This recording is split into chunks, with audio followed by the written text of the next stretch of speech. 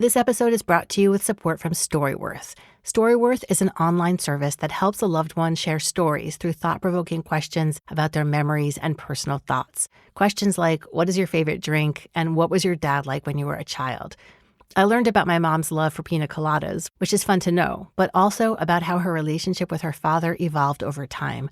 He's 106, and like a lot of men from his generation, he wasn't outwardly affectionate when she was a kid. But when she finally asked him to hug her and say, I love you, he stepped right up. That's huge because I talk to him every week. We tell each other I love you every time, and he does it with vigor. I'm grateful to my mom for that, and really happy to have the story of how he changed because of her. After 1 year, Storyworth will compile every story, including photos, into a beautiful keepsake book that's shipped for free. I'm excited for my son to have this book of stories from his grandmother. With Storyworth, I'm giving those I love most a thoughtful personal gift from the heart and preserving their memories and stories for years to come. Go to storyworth.com/nocturne and save $10 on your first purchase. That's storyworth.com/nocturne to save $10 on your first purchase.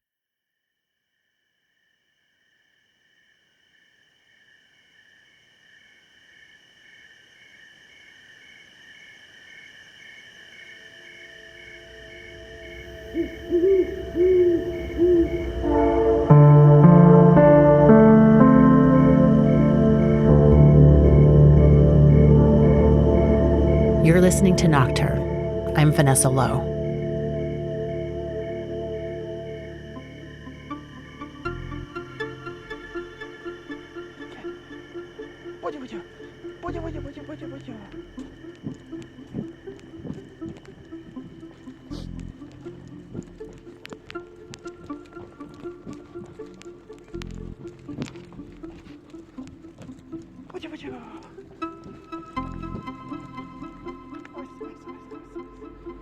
I always loved dogs ever since when I was a kid because they are really friendly, and I loved how different they are to us, and yet they love us and we love them as well.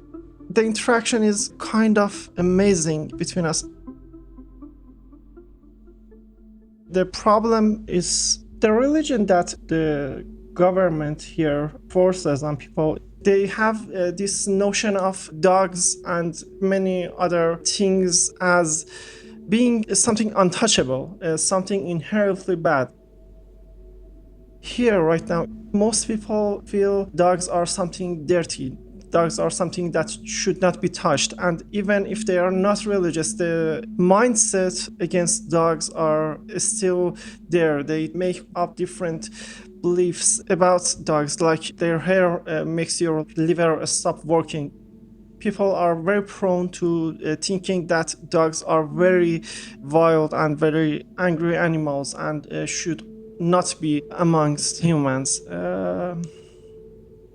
That's the mindset. However, that's not something that everybody believes in, but because it's something that comes from the tradition, it's almost forced on every person that goes through the system of education and everyday life as well. That's Pedram. Well, that's what we're going to call him for his safety, because he lives in Iran.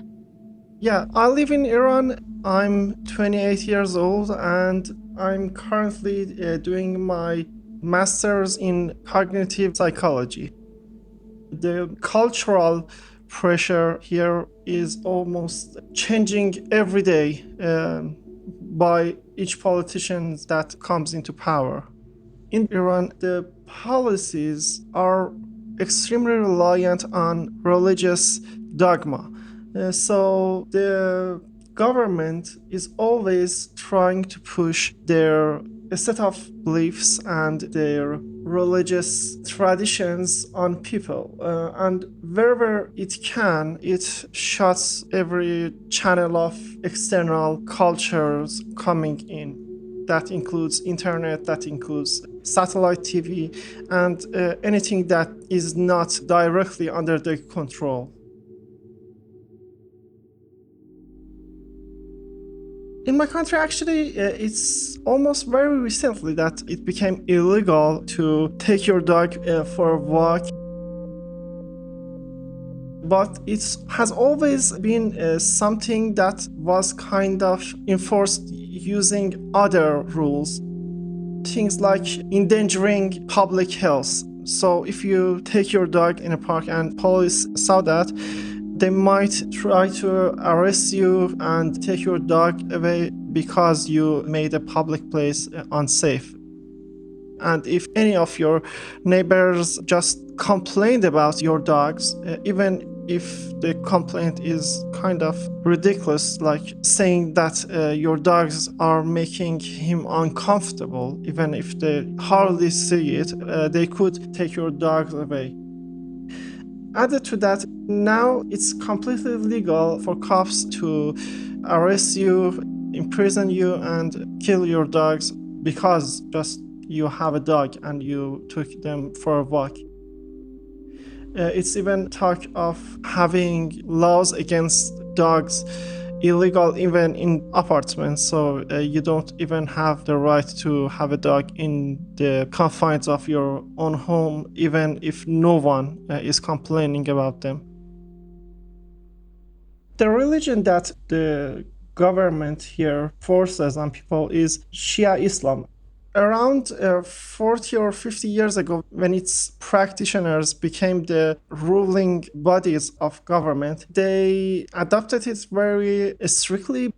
The Washington Post reported in 2012 that Iran was among 13 countries where atheism is punishable by death. Likewise, the renunciation of Islam has resulted in imprisonment and death sentences in recent years.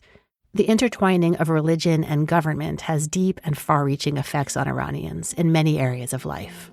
And they have forced this notion of dogs as being something really bad.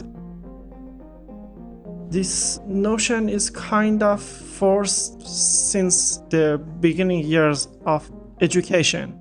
And it has kind of become the cultural belief amongst people. It became a belief and then it gets the life of its own. For something to be untouchable, it's sort of acts like something being dirty. Like if you touch it, you kind of get the dirt on you. The mechanism is sort of like that, but it's more fundamental. When something is untouchable, you should not touch them, you should not get near them, and if you do, you should go through a special ceremony to become clean yourself of anything that may prevent you from entering the kingdom of God.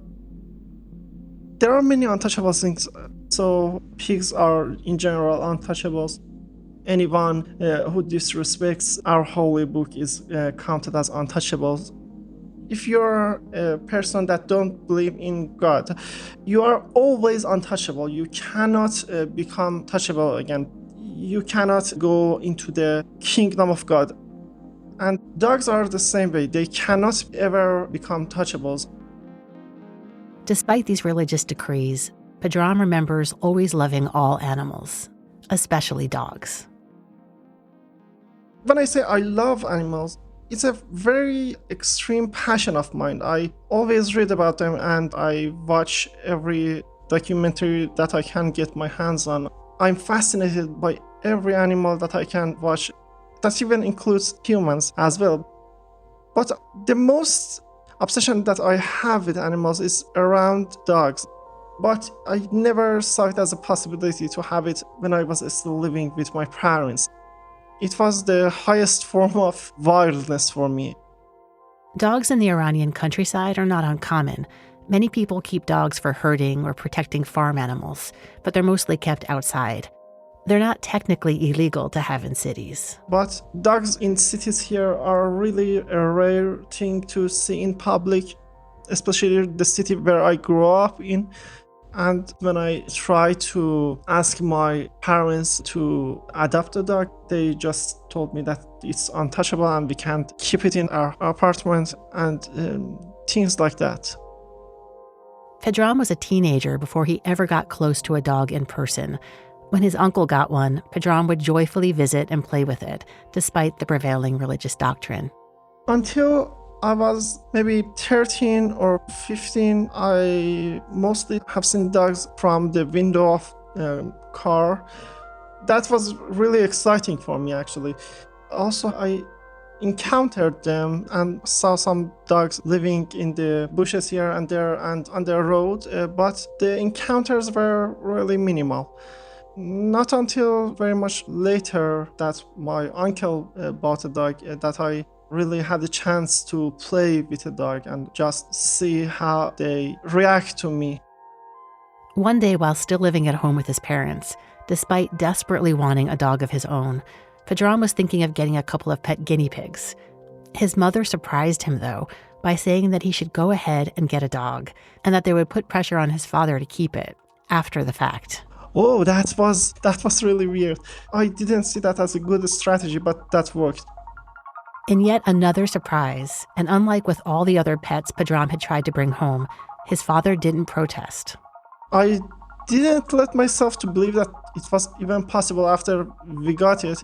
But when my father came in home after work, my dog just started to walk on his foot and throw his paws up and down.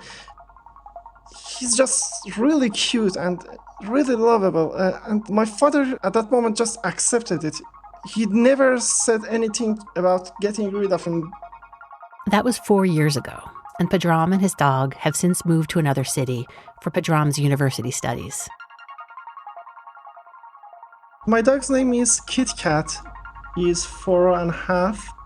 He has been with me ever since he was 6 months old. KitKat is, I think, 5 kilograms right now. He is very hairy. His hair are mostly white and brown. He kind of looks like a Shih Tzu and probably a mix of terrier, but his hair kind of curls like a poodle. He's really short with long hairs and beautiful face. He's honestly the most sweet, most lovable, stupid creature out there. He can make you fall in love with him. Once when we were walking, there was a lady coming and it just took 5 seconds. She saw him and she just talked to KitKat telling him, "Do you know how much I love you?"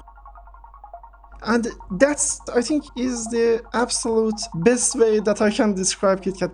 He can make you fall in love with him in less than 5 seconds just by watching how he walks and how he watches you. Pedram is not alone in having a beloved canine companion.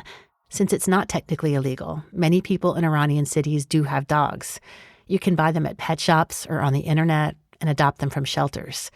The practice of having a dog as a pet is seen as one of many ways that Western culture is seeping into traditional Iranian life, and that makes it a very contentious issue.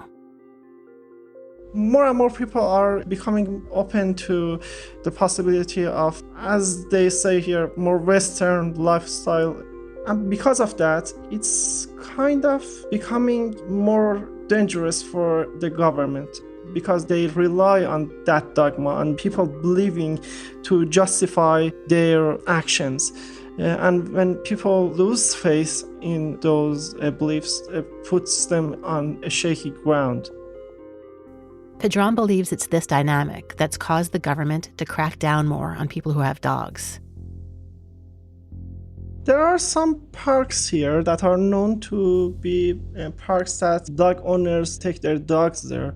And the thing is that although there are many dogs there, it's pretty unsafe because when there are a lot of dogs in the same place, cops raid that place and take the dogs and take the owners. And because of that, you should not really take your dogs to the places that are known as centers of dog walking here, because it's just more unsafe to be there. Pedram says it's not that the police are going through the streets looking for dogs and their people. It's more that they target known places where they congregate. They get their trucks and their vans there and they arrest everyone who has a dog. They might now and then see you on the streets They might ignore you or they might try to arrest you. But most of the times, the most dangerous place for your dog is the place that there are a lot of other dogs as well. For a period of time, I actually had made an arrangement with another dog owner to take my dog for a play to their backyard every day for a few hours because they had and we didn't have one. But many of the dog owners don't take their dogs out for a walk, period, never. And that's just really hard on dogs. Keeping a dog exclusively inside is difficult in many ways. Some have taught their dogs to just, I'm not sure what word to use, poop? Just to poop on a piece of paper or in the bathroom or on a piece of clothing. I once tried to teach him to do his pooping on a pad, but he just kept his poops inside. Taking KitKat outside affects more than just his ability to go to the bathroom. It's important to Pedram that his dog gets exercise and also the mental stimulation of seeing and interacting with the outside world. I think for a dog that is as outgoing as KitKat, it's almost impossible to just keep him inside. I think that just drives your life. I have made changes, began small, just to increase the security of my dog when I'm taking him for a walk. When I'm choosing a home to rent, I should always consider where he should watch outside from. I should always ask other neighbors if they are okay with it. I should always see if there are any parks and fallback parks and green spaces and abandoned spaces that I can take my dog for a walk. That's kind of stressful and life encompassing as it's a terrifying experience if you are in a street and watching cops getting near you. The biggest factor by far in keeping KitKat safe is when Pedram takes him outside. Time that it's most dangerous to take KitKat for a walk are the times that it's more crowded in parks. Even 11 p.m. they may even raid parks to capture dog owners and dogs. So I had to adapt a new time of the day for taking KitKat for walks, and that was actually nights between about 1 a.m. to 5:30 a.m. That's the time that I rarely see police going around. It's always safer in the dark. When there's a light on, if there is a bright alley, if there's anything that can put you on the spotlight, it's something that makes you just extremely anxious, so you just avoid them. The darkness is always very comforting. And because my natural sleeping cycle is kind of nocturnal, it's kind of easy for me to do that. I just have to let my sleeping schedule to go to its natural rhythm, and I don't have any other obligations job-wise that prevents me from doing that. I'm doing my thesis right now, and I'm also a research assistant to my professor, but those all are responsibilities that have flexible hours, and I can do them basically whenever I want. By taking KitKat out in the dark to avoid being seen by police, Pedram is able to give him up to 3 or 4 walks each night. But this also means that he goes a very long time without going out. Then he has to spend 18 hours to 19 hours not relieving himself. Pedram used to have access to an unlit field where he could take KitKat and feel relatively confident they wouldn't be seen. But that's no longer the case since he moved for his studies. And even though night feels safer, Pedram is still always worried that they'll be spotted. KitKat is really white and he's really visible if any lights hit him, and he can make a lot of contrast with any background. So that makes him visible from far.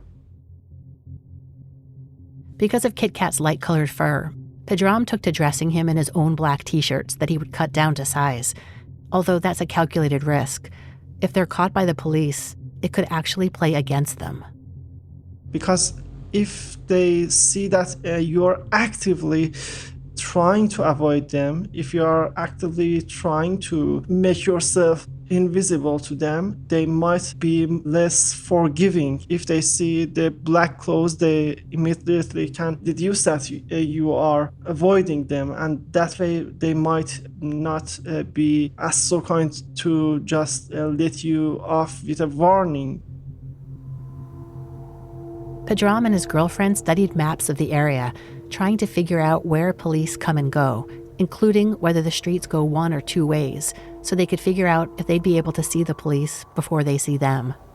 Also, what are the hiding spots? What are the places that we cannot go?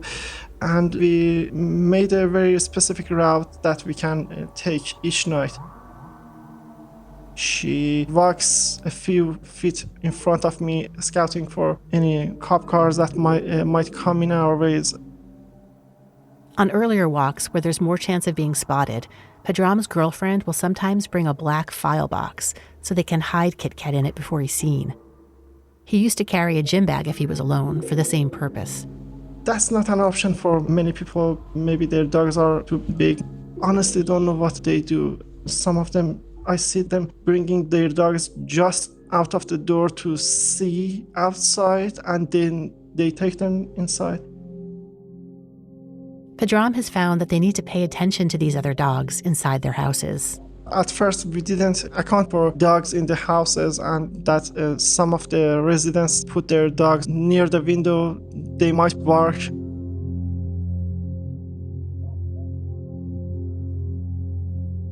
In addition to camouflaging KitKat at night, Pedram is very particular about where they walk. He tries to stay in the shadows or behind hedges. Sometimes I just take him for a walk in the alleys around our house. Watching so hard for police, you watch the walls, you watch the buildings for any sign of that reflection of the turning red lights on the cop cars. You try to handle the leash as close to the ground as possible. You try to blend to the trees. Hedges of box trees are really great covers and great comfort because you can just keep the leash down and keep walking, and you don't look like as if you're walking a dog. The cops cannot see the dog, the cops cannot see your hand, and they are really great at hiding you while at the same time not being really suspicious. When you notice them, you just rush to get there, and when you get out of that cover, I sometimes push and pull my dog so that we can get out of those bare areas that you can be visible.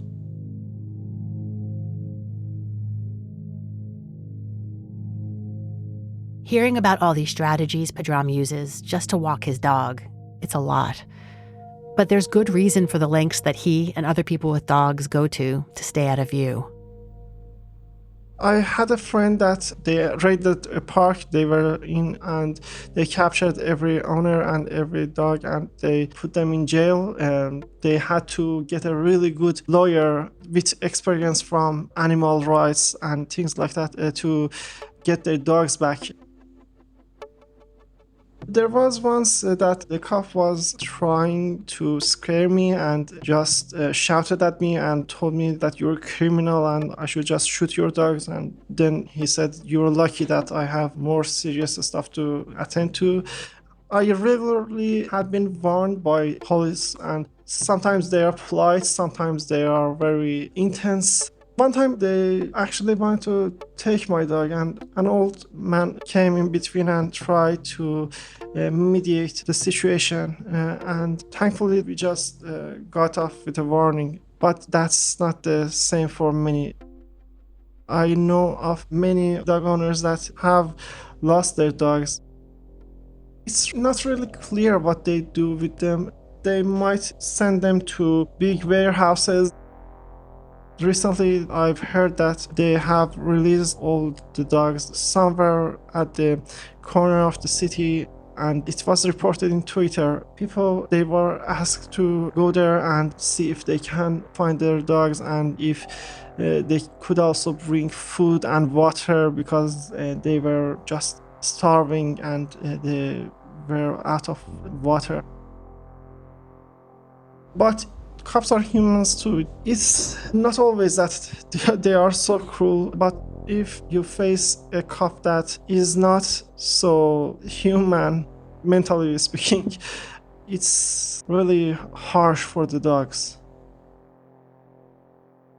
And that's just cops.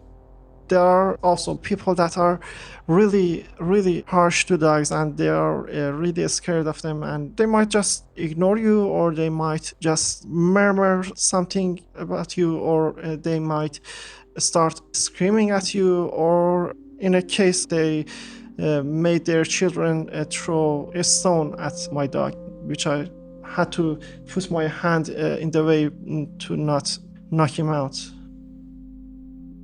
It's really stressful, and I have talked to one dog owner that I have met, and she just started crying because of their neighbors putting poison on the ground of their apartment, and she's just always scared of them pushing poison under the door to their home, and that's really stressful.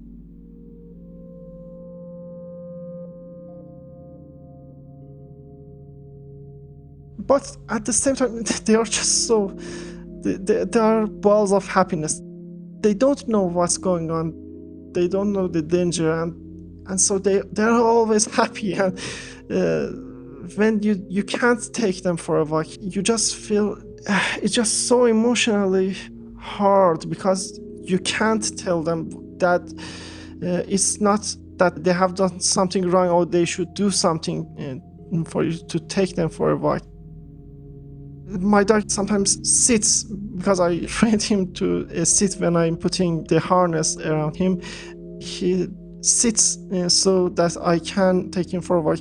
I can't tell him that it's not something that he should do, it's for his safety. And when he becomes so sad and so depressed, it's just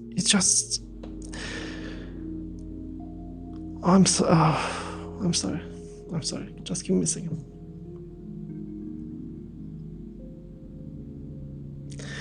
These are things that I do every day. I don't know why I'm crying right now. I'm sorry.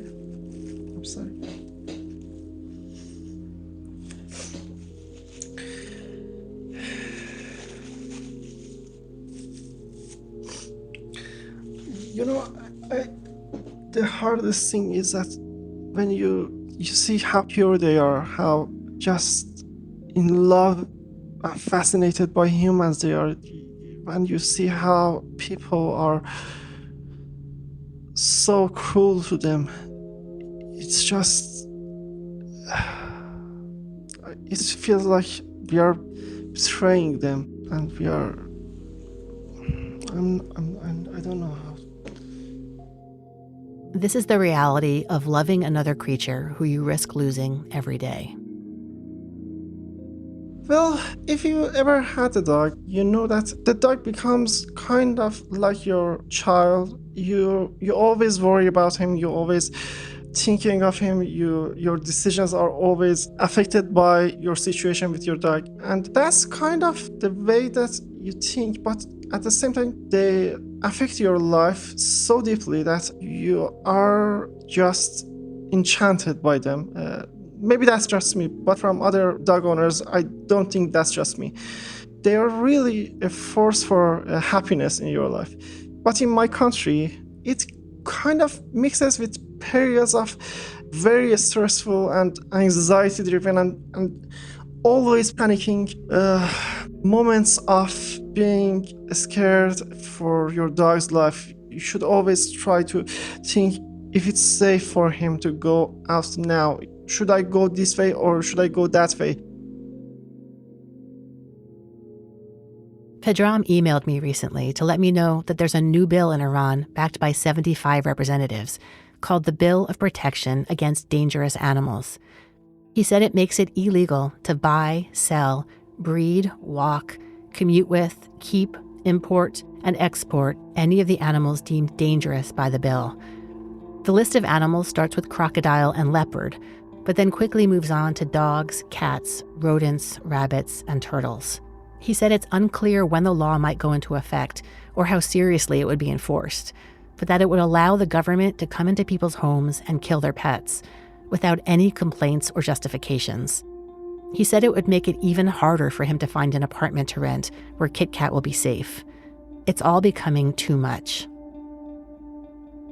Because of that, I sort of decided for many years that I should migrate. I'm mostly motivated by taking my dog to another country just for him to be safe. I'm trying to apply for universities out of this country because, you see, at the same time that dogs are under pressure, almost everyone's situation is getting worse and worse, and it's much worse always for women as well. Pedram and his girlfriend talk about leaving Iran together. It's something that even if your situation is good, if the life and safety of everybody that you love is in danger, it's not a place that you have any comfort in. So we have decided that if she goes first, I will send the dog and I join them later. They're thinking of Europe because they'd have the best chance of being accepted to a university and getting financial help. Probably Germany or the Netherlands because of their areas of study.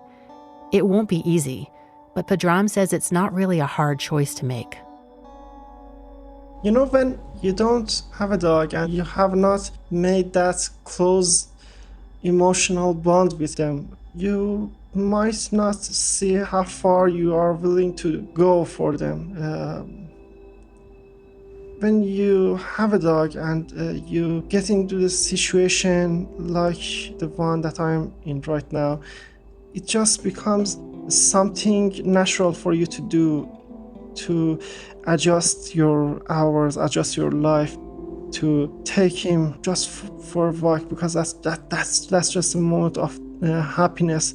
That's just the most beautiful creature in your life. It's depending on you mentally. That just comes naturally to you. It's not really something to decide.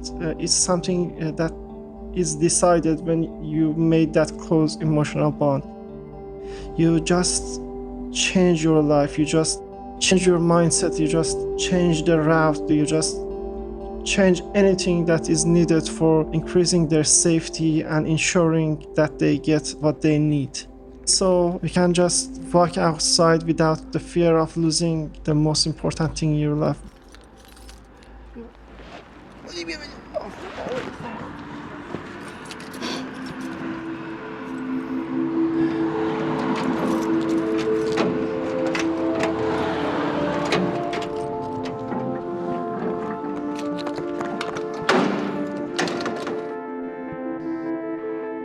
You've been listening to Nocturne.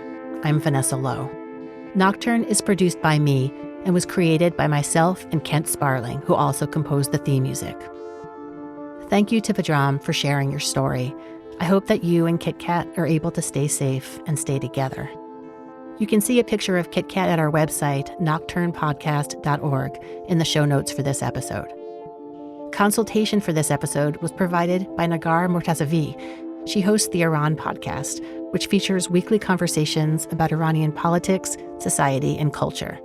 Support for this episode comes from Storyworth. Storyworth is a meaningful gift you and your family can treasure forever, and you can get started right away. Go to storyworth.com/nocturne to get $10 off your first purchase. That's storyworth.com/nocturne. Thanks to everyone who supports Nocturne on Patreon and PayPal. I'm so grateful for all your help. Extra special thanks to those who recently pledged on Patreon at the Happy Possum level, our highest level of support, including Stacy Shin, Kenshin Manabu, Sarah Jenkins Fleming, Brett Ashley, Anika Moltz-Hamann, Brooke Smith, and Sherry Muhlenberg. Find out how you can support Nocturne by going to nocturnepodcast.org/support. Till next time, thanks for listening.